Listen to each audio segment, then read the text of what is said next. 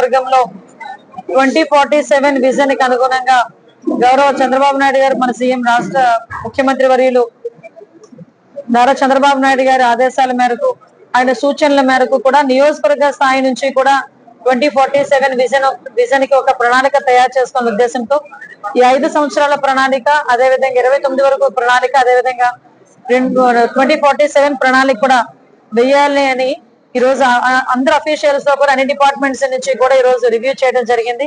అందరి దగ్గర నుంచి కూడా ఇంతవరకు మనం ఏం చేసాము, ఫర్దర్ గా 5 సంవత్సరాలను కూడా ఏం చేయాలి, yearly plan, 5 years plan and 2047 plan, ఇలా 3 రకాల కింద ప్లాన్ల కింద విడగొట్టి ఈ రోజు చేయడం జరిగింది. ఈ రోజు పాయకరావుపేట నియోజకవర్గం పరిస్థితి ఏమైందా అంటే మళ్ళా 0 నుంచి స్టార్ట్ చేసుకునే పరిస్థితి వచ్చింది. 2014 నుంచి 19 వరకు మేము ఏదైతే ఇంప్లిమెంటేషన్స్ చేసామో, ఏదైతే డెవలప్మెంట్ యాక్టివిటీస్ చేసామో అక్కడ అలా ఆగిపోయి తప్పించి అక్కడ నుంచి మళ్ళీ ఒక స్టెప్ ఫార్వర్డ్ అయిన పరిస్థితి కూడా కనిపించలేదు. ఫర్ ఎగ్జాంపుల్ నేను ఎమ్మెల్యేగా ఉండేటప్పుడు పందూరు బ్రిడ్జ్ ఏదైతే ఆగిపోయింది, మళ్ళా 5 సంవత్సరాలు దాని గురించి ఎవరు పట్టించుకోలేదు. రేపు దానికి దగ్గర 5 కోట్ల రూపాయలు శాంక్షన్ చేసి ఆ మిగతా బ్రిడ్జ్ ని కూడా కంప్లీట్ చేయడానికి ఈ రోజు నిధులు తీసుకొచ్చుకోవడం అయింది. అదేవిధంగా ఇరిగేషన్ డిపార్ట్మెంట్ వాళ్ళ అధికారులే చెప్తున్నారు, లాస్ట్ 5 years లో ఇరిగేషన్ వరకు ఒక్కటి చేయక ఇరిగేషన్ కి సంబంధించిన గేట్లు గాని బ్రీచెస్ పడిపోయేటట్టుగా బండ్స్ స్ట్రెంగ్త్ కూడా కోల్పోయిన పరిస్థితి కూడా కనిపించింది. మళ్ళా తిరిగి వాటర్ ఉంది కానీ రైతులకు నీళ్ళు ఇవ్వలేని పరిస్థితి వచ్చింది. ఎందుకంటే వాటర్ కనుక ఫ్లో ఎక్కువైతే అక్కడ బ్రీచెస్ పడిపోయి ఆ చుట్టుపక్కల గ్రామాలు మునిగిపోయే పరిస్థితి ఉంటుంది. అంటే ఈ రోజు బండ్ స్ట్రెంథనింగ్ కూడా లేకుండా చేసిన పరిస్థితి కనిపించింది. ఈ రోజు వాటన్నిటి మీద సమగ్రంగా చర్చించాం.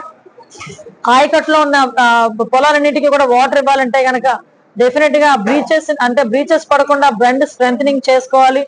ఈవెన్ అక్కడ గేట్లు ఉన్నాయి, ఆ గేట్లను కూడా రిపేర్ చేసుకునే పరిస్థితి ఉంది.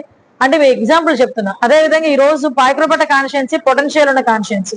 ఎందుకంటే ఈ రోజు లాస్ట్ 5 సంవత్సరాల్లో మేమంటే 14 నుంచి 19 వరకు దగ్గర 4500 ఎకరాలను ఎక్విజిషన్ చేస్తున్నాం ఏపీఎస్సీకి. ఆ తర్వాత వాళ్ళ దురదృష్టం, నా అదృష్టం ఏంటంటే ఈ రోజు మళ్ళీ ఎన్డీఏ కూటమి వచ్చిన తర్వాత దానికి కదలిక వచ్చి సెంట్రల్ గవర్నమెంట్ ఫండ్ తో ఈ రోజు మోడీ గారి ఆధ్వర్యంలో, మోడీ గారి ఆశీస్సులతో బల్క్ డ్రగ్ పార్క్ కూడా వచ్చింది. ఆ బల్క్ డ్రగ్ పార్క్ కనుక కంప్లీట్ అయిన వెంటనే సుమారుగా 11,000 కోట్ల రూపాయలు పెట్టుబడులు కూడా వచ్చే పరిస్థితి కనిపిస్తా ఉంది. దగ్గర 25,000 మందికి ఉద్యోగ అవకాశాలు ఇచ్చే పరిస్థితి కూడా కనిపిస్తా ఉంది. అది కాకుండా ప్రతిష్టాత్మకంగా ఒక చరిత్ర సృష్టించే విధంగా పాయకరావుపేట నియోజకవర్గంలో ఆర్సెల్ మిట్టల్ ఈ రోజు క్యాప్టివ్ పోర్ట్ కూడా, దానికి సంబంధించిన క్యాప్టివ్ పోర్ట్ కూడా శాంక్షన్ అయింది డిఎల్పురం దగ్గర. దానికి ఈ రోజు కూడా జియో ఇష్యూ చేసిన పరిస్థితి కూడా మనకు కనిపిస్తా ఉంది. అంటే ఇవే కాకుండా చాలా మాక్సిమం ఇప్పుడు వ్యవసాయ రంగానికి సంబంధించి ఈ రోజు ఫుడ్ ప్రాసెసింగ్ యూనిట్స్ కానీ ఇవన్నీ కూడా ఏర్పాటు చేయటం, అదేవిధంగా హార్టికల్చర్ లో ఇంటర్ క్రాప్స్ ని డెవలప్ చేయటం, అంటే ఓవరాల్ గా పెర్ క్యాపిటల్ ఇన్కమ్ ని పెంచాలి, జీడిపి రేట్ ని పెంచాలి, వీటన్నిటిని బేస్ చేసుకుని ఒక పక్కా ప్రణాళికతో వెళ్లే పరిస్థితి కనిపిస్తుంది. దీన్ని బట్టి ఇవన్నీ కూడా ఈ రోజు మేము అందరూ చర్చించాం. ఆర్డబ్ల్యూఎస్ కి సంబంధించి వాళ్ళు కూడా ప్రామిస్ చేస్తున్నారు, విత్ ఇన్ 4 months లో ఇంటింటికి కుళాయి అన్నది మన నియోజకవర్గంలో కంప్లీట్ అవుతుంది. అదేవిధంగా పోలవరం కంప్లీట్ అయిపోయే పరిస్థితి కూడా వచ్చింది. ఆగస్టు నెల కల్లా లెఫ్ట్ మెయిన్ కెనాల్ కంప్లీట్ అవ్వాలి. దానికి సంబంధించి కూడా ప్రజలందరినీ కూడా సహకరించమని కోరుతున్నా. మన దగ్గర 28 కిలోమీటర్ల లెఫ్ట్ మెయిన్ కెనాల్ కి సంబంధించిన స్ట్రెచ్ ఉంది. దానికి సంబంధించి కూడా ఈ రోజు పోలవరం మనది జీవనాడి, ఈ రోజు రాష్ట్రానికే జీవనాడి. ఆ పోలవరం కనుక కంప్లీట్ అయితే ఇక్కడ పరిశ్రమలకి మనం నీళ్లు ఇవ్వాలి, ప్రజలకి నీళ్లు ఇవ్వాలి, పంట పొలాలకి నీళ్లు ఇవ్వాలి. ఇవన్నీ కూడా ఎప్పుడు సాధ్యపడతాయి అంటే మనకి పోలవరం పూర్తి అయితేనే సాధ్యపడతాయి.